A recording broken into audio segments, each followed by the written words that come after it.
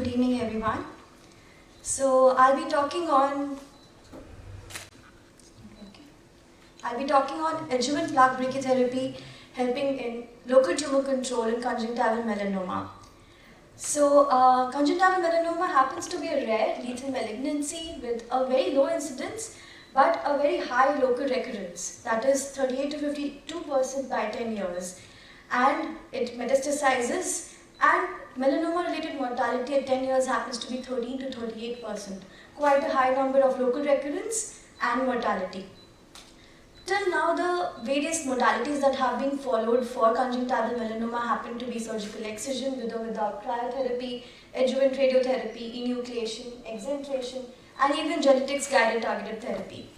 It has been stated in the largest study that has been done on conjunctival melanoma that local recurrence happens to be 19.1%, quite a high number. We needed to work on it. So what we thought of was that let's think about eliminating the concept of enucleation, exenteration, and what if we can help with just the radiotherapy component with a very good and wide surgical excision.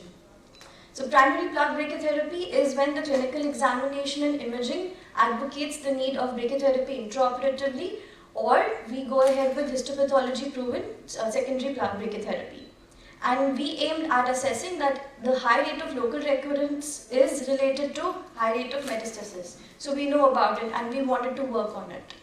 We conducted a retrospective interventional study on 15 patients of conjunctival melanoma, and we followed the multimodal management, wherein we saw a spectrum of our cases that had dark pigmented flat lesions or an elevated lesion, a prominent feeder vessel, an intrinsic vascularity, scleral fixity was present in our cases, corneal involvement. It was important for us to note the involved clock hours because that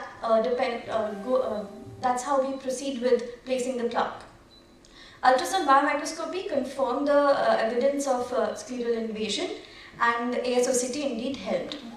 Histopathologically, like when we were thinking of secondary plaque brachytherapy, the lesion has pigmented lesion with a full thickness involvement was present, spindle to epithelioid atypical cells were present, and the pigmented lesion had the base involvement. So here we are presenting the most difficult case out of all of these. That was a 65-year-old case who had come after several two excision biopsy. He had extensive recurrence and it was a diffuse lesion. And what we saw was that and also there was lateral rectus involvement. So we went ahead with clinically clear margins and we excised the lesion completely. After hooking the lateral rectus, the excised component was taken off. It's as per the MRI that we had done. And the lesion was excised completely by lamellar sclerectomy. The residual components that were left off were also excised to ensure complete excision. And followed which lateral rectus was reinserted, and then we went ahead with placing the plaque. Plaque rotation was important in this and required, and this was as per the dosimetry for 2 mm of depth. After placing the plaque and removing as per the calculated dose duration, we went ahead with considering edge cryotherapy for the residual tumor. And then for the base, as we have said, plaque brachytherapy was done. And cryo was also done to the base. Surface reconstruction was done with AMG, and placing the symblepharon ring, considering the extent, we went ahead with suture tasseraphy. And this is the outcome after 8 years, and the patient does not have any sort of metastasis. So we had seen a spectrum of patients ranging from 8 years to 65 years. Most of the cases had the primary lesion as acquired melanosis. The tumor diameter was variable 4 to 17 mm. The tumor height was 2.92 plus minus 1.2 mm. And plaque brachytherapy was either notch or round depending on muscle involvement for hooking it. Dosage was kept as 10,000 centigrade at apex dose. Depth of radiation was 2 to 3 mm depending on the height, and the dose range was 11.5 to 74 hours.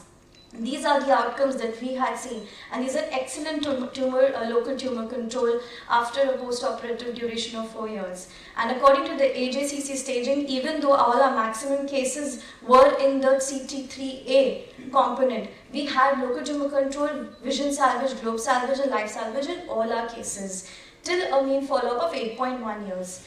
Earlier, Plaque brachytherapy has been attempted, but it has been variable. Strontium, iodine, and depending on their cases and availability has been used. In our study, we used ruthenium for all the cases. There was local recurrence in the previous studies. However, we did not observe it at the mean follow-up of 8.1 years.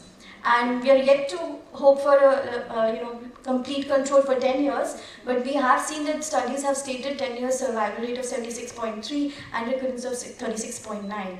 So what we state is that a good multimodal management where excision is completely done, where residual tumor at the edge and the base is taken care of with cryotherapy and plaque brachytherapy, with the histopathological confirmation, we can achieve excellent tumor control by a multimodal management with the vision salvage, globe salvage and life salvage of 100% if we try.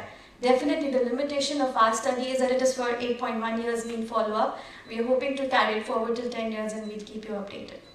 Thank you.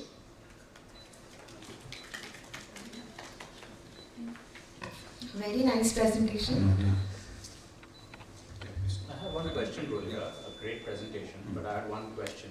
Now, every center in the country may not have a plaque, right? And if you ended up practicing in a place which does not have ruthenium available, how would that change your management in that multimodal management slide that you showed? What would you do then? Right, sir. So first of all, you're right that plaque is not available everywhere because it was a limitation to bring it from international boundaries. But it has been made available by AIOC as Make in India plaque now, and we're hoping that more and more centers get affiliation. But if that happens, if at all we do not have the plaque availability, then we have to look at cryotherapy as our first approach that would take care of the margin control and even the base. And if the tumor is extensive, if we know as the basis of UBM and AIOC that it is quite the invasion is present, I don't think it should be something that we should take risk with. Then the concept of enucleation, as even stated by Shields, should be taken up. So you're saying that if the plaque wasn't present, right, then despite the other factors of multimodal management which you might follow, a significant portion of these might go for enucleation, especially with the ones which have had scleral as well as corneal involvement. Right, I do agree, but also Shields have recently stated that even genetics related immunotherapy has been used. There's a spectrum of immunotherapy that is being used. Pembrolizumab is being currently used to take care of metastasis in these cases. Thank you. Thank you. Were there any other intraocular complications like intraocular pressure or cataract formation or something like that? No, you sir. said the vision was okay, but what were Yes. the other complications along with that? So in our patients, we did not see any of these cases. One patient did develop cataract, which was taken care of with the cataract surgery, but that was not a vision drop. It was just like an initial cataract phase, but the patient was uncomfortable, so we went ahead. But that was not like a complete effect on the overall outcome. There was no difference, no drop in more than one line in any of the patients. Okay.